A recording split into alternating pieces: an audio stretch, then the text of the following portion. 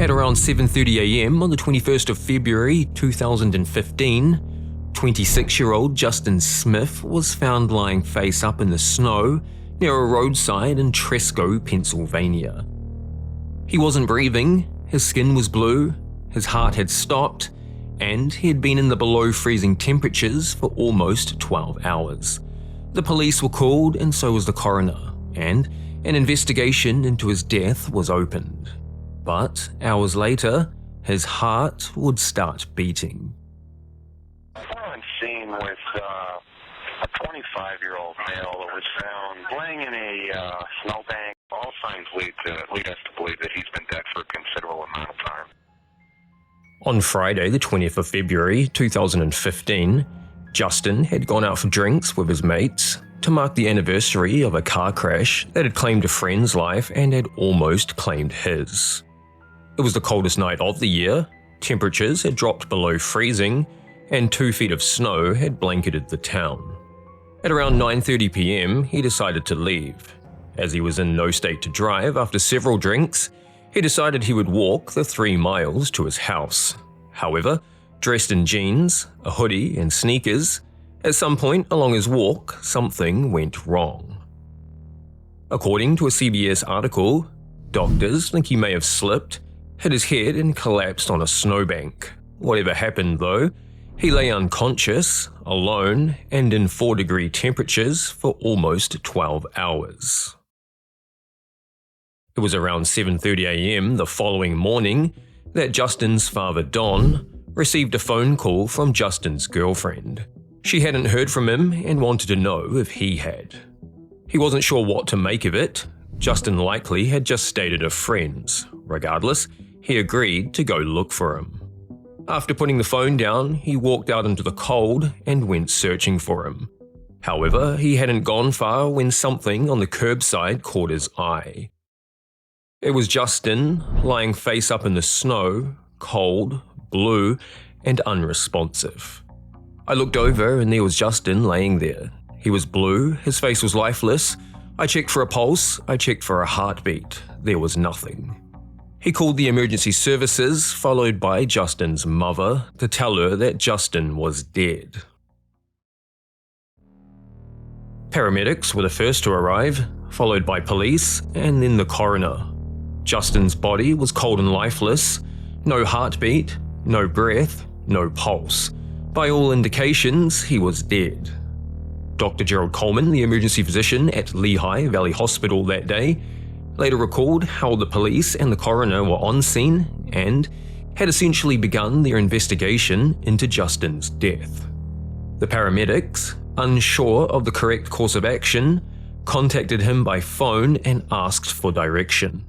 We're on scene with a 25-year-old male that was found laying in a snowbank. The core temperature would not register with a tympanic thermometer.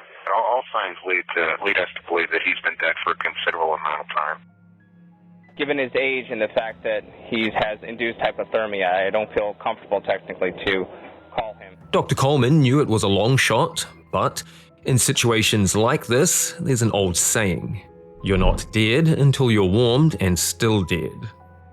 When faced with extreme cold, the body can slow to the point where the heart stops, breathing ceases, and vital signs disappear. For all practical purposes, the person is dead, but the cold can also preserve the body. So he told the paramedics to start CPR and bring Justin in. There's an old adage, you have to be warm to be pronounced. You cannot be cold and dead. Last time he was seen, accounted for, was about 9:30 the night before. I know where we're going. This is probably going to be a futile effort, but I think we need to do our best for him. Justin was rushed to Lehigh Valley Hospital in Hazleton, CPR in progress. Once there, Dr. Coleman weighed his options, and there was one thing he wanted to try. It wasn't standard for cases like this, rather, a form of advanced life support usually reserved for patients with heart or lung failure. The procedure was called ECMO or ECMO, extracorporeal membrane oxygenation.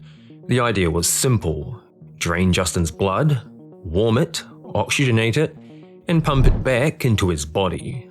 The hope was, as his temperature rose, his organs, including his heart, might start working. The odds of it working were low, but it was worth a try. Still receiving manual CPR, Justin was loaded into a helicopter and flown to a nearby hospital which had the equipment.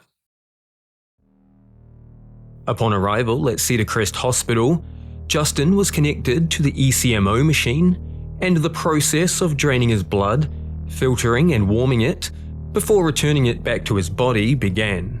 I remember just, trying to feel his extremities, and it was like a block of concrete. It was solid. Once he hit about 30 degrees Celsius, his heart started to fibrillate. We shocked him and he came back, and we're ecstatic. We thought, well, that's one step. Once the heart came back, we thought, well, there might be a chance for other functions. After a night in the snow, no pulse, no breath, and hours of manual CPR, Justin's heart had started to beat. However, this was just the beginning. The risk of brain damage and a life in a vegetative state was high. He said no one in this condition has ever recovered. We're witnessing a medical miracle. We're witnessing scientific history. So Justin's case, from what we can tell, is the lowest recorded body temperature to ever survive exposure from hypothermia. Miraculously, surrounded by family, unaware of what had happened or how long he'd been gone, after around 12 days in a coma, Justin woke up. He turned his head and looked at me, and I couldn't believe it. My first memory was waking up at Cedar Crest, and I saw my mom, my dad, and my two sisters. I was pretty much out of it still, but I can remember visually seeing them both. Although the damage had been serious, it was not as bad as first feared. He had lost all his toes and both of his pinkies, but the cold had preserved his brain function and he was going to be alright. He spent a year learning to walk again, and everyday tasks were a challenge, and years of memory were lost. However, the accident had reshaped more than just his body. His priorities changed, and so did his habits. He drank less, took fewer risks, grew closer to his parents, and he never walks home in winter. He credits Dr. Coleman and his refusal to accept the obvious as the moment that saved his life, and he remains friends with the medical team who saved his life to this day. Things just happened in the right way and sequence so that the best possible outcome could occur. With any miracle, there's always luck and hard work. You're having a party. He's the life of the party. I like to make people laugh. I like seeing people happy.